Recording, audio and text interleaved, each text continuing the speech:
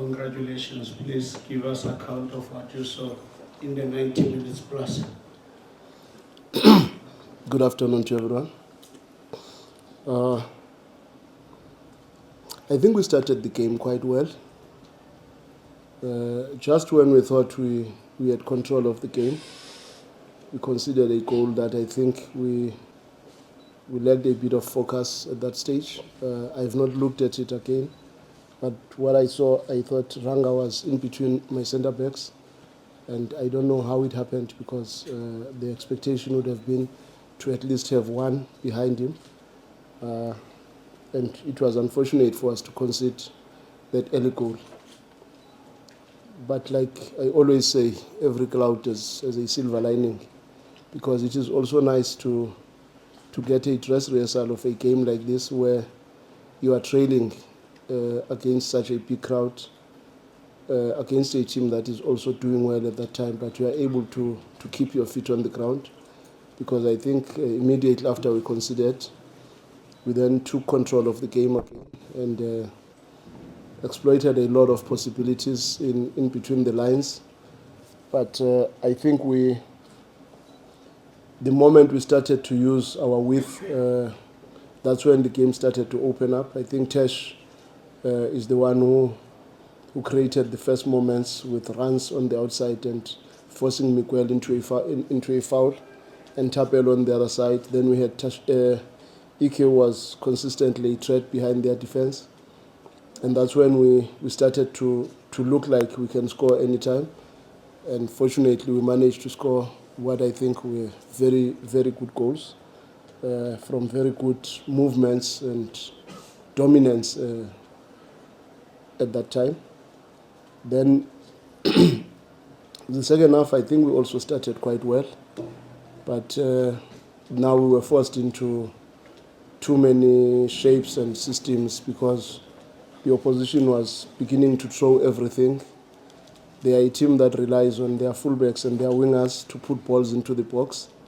Now we had to change from our 4-3-3 initially. We went into a diamond, and we realized that a diamond was giving a little bit more space into the channels for the fullbacks, and we then brought Modiba in on the outside and Peter on the outside on the other side, just to make sure that we've got wingers that could confront their fullbacks. Then later on, we then asked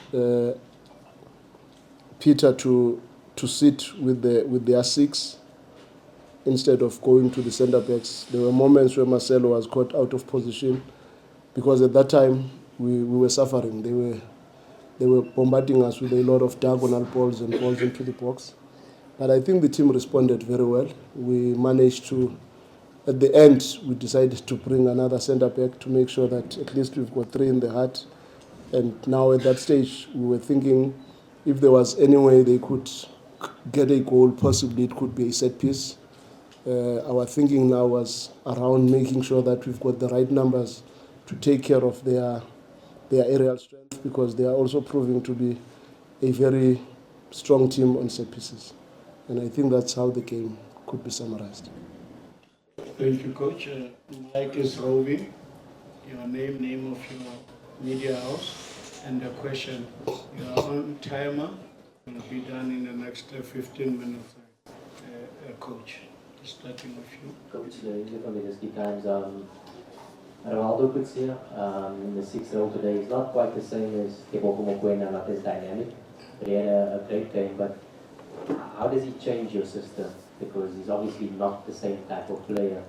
And is it a challenge to use him because perhaps he also doesn't release the ball as quickly as Tebogo, but had a great game today? To be honest, I wouldn't really want to say anything negative about River. Ever since he has played as a six, and he has played as a six for us even in the past. Very, very good player technically. He can use both left and right comfortably. He reads the game very well. One of the best leaders we have in the team. He's not often caught unaware what is happening around him because he scans a lot. I rate him very highly as a 6. And as a 6, I also don't want somebody who moves a lot and open that hole. I want somebody that is a little bit stable. That's why I prefer to play with 3 central midfielders so that the 8s can confront whatever situation, but the 6 is always a pivot in front of the last line. Tebza is a very good player, but he might also even help us as an 8 because his dynamism, his ability to score, his aggression might be even more important for us going forward, but he's also a very good 6 for us. But make no mistake, Rivaldo technically is one of the best players I've ever worked with. So I will always have him in my thoughts because I believe he's very good in his space. But you cannot even compare the 2 players because they are also, their profiles are very different. Mngqithi from News 24. Sorry, Coach. You previously said that it's good for SA football to have the big 3 doing well because it also wraps off on the national team. What do you make of, in terms of having faced Chiefs now, what do you make of the strides that the team seems to have made this season in the first 3 games compared to what they were last season? To be honest, I think the team looks very good. It looks refreshed. It looks energized. And the structure that Coach Nabi is playing with, it's very potent. It's very difficult for teams to really understand because he has that front 3 that is cheating, and he's got the 4 in the midfield with the 2 central midfield or 2 pivots, and he uses Duba on one side, and he uses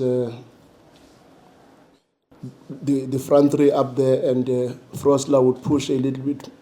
Cross would push a little bit more, and they remain with the last 3, which is why we wanted Tashrik to be outside Frosler because we knew initially we thought Duba would be on that side, so we wanted to make sure that we stretch Frosler a little bit because Cross was never supposed to be there based on our analysis, and they changed because they wanted to take care of Tapelo, and they brought Duba to the side of Tapelo, which I think helped to a certain extent, but I don't think it helped that much. But the truth is, it's refreshing to see a Kaizer Chiefs team that plays like this. They must look to try to dominate matches more because we cannot, as big teams, always rely on good rest attack and counter attacks. We must also try to really put our foot forward. But I'm very happy with the progress that the coach has made in such a short space of time. Good afternoon, Coach. Congratulations on the victory. Coach, a certain player has been in your men's squad for the past 4 games. He comes in, performs like that. He looks an artist the way that he marks. Are you happy to have such a player? I think he was also, positively so, proving more points. I mean, he's a gorgeous footballer with the ball at feet, and also his marking off the ball is second to none. Who are you talking about? Mudau. Oh. Yeah, it was nice to have Mudau back. Like I said even before, that they are still going to come back and help us a lot. And I think today was the right time to bring him. And he did very well. He proved the quality that he has, no doubt. Defensively, he's one of the best players we can ever have. In 1 against 1, I think he's in a class of his own. And it was pleasing to see him perform the way he has performed today. And I was very happy. Hold on there, let's have Belly.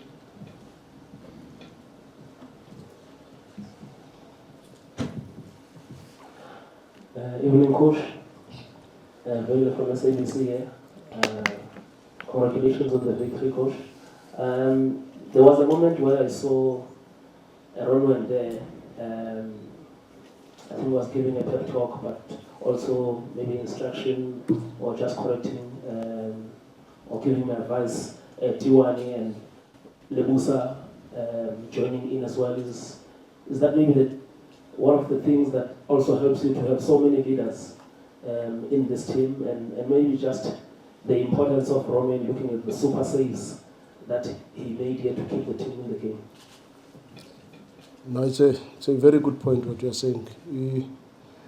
Ronwin is one of the best leaders you could ever have in your team. Besides his talent and ability in football, but I just think he's got the right energy, the right brain for football, and more than anything else, he's very selfless, and that for me makes him one of the best leaders. And he sees the game very well. It's pleasing to have a player like him in your team, and I must say, him coming back really has helped our team a lot to stabilize us and get us back where we are supposed to be. And with regard to the saves that he made, sometimes they say you can't congratulate a fish for swimming, because that's why he's number one. That's why he's highly respected, because he's a very good athlete, very good goalkeeper, and a very good leader overall. Coach, congratulations on the win. You know, there's a saying that goes, if it's not broken, don't fix it. When you came in, you made a number of changes, both on and off the field, and it was a bit baffling to us from the outside, because why would you change a team that was on the brink of invincibility? But given the way you started, and this win in particular, is it a justification to you say that you were right in changing things up as much as you did?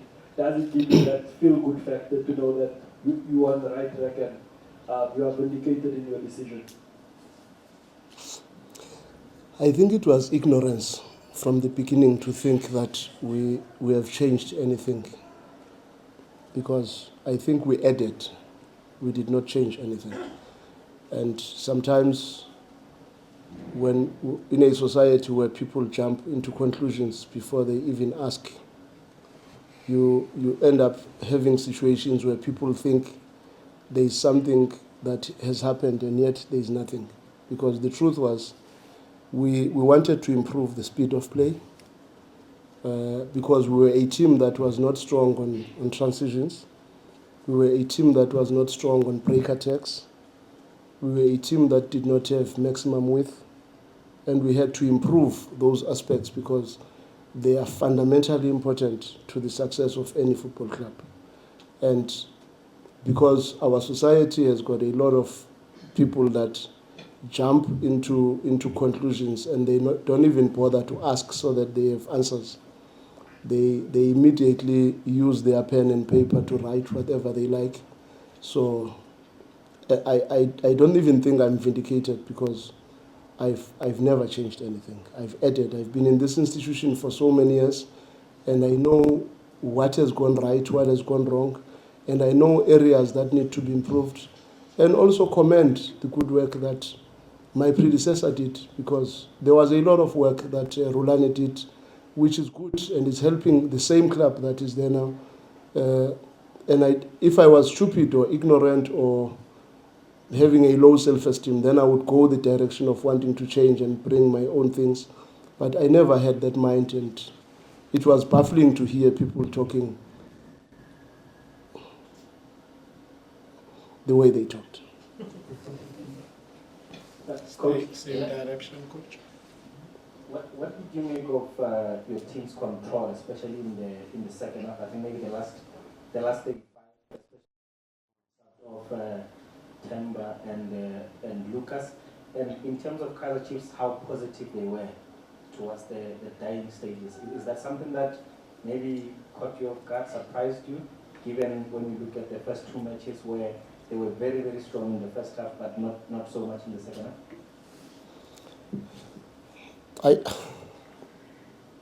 I don't think we really lost control of the game.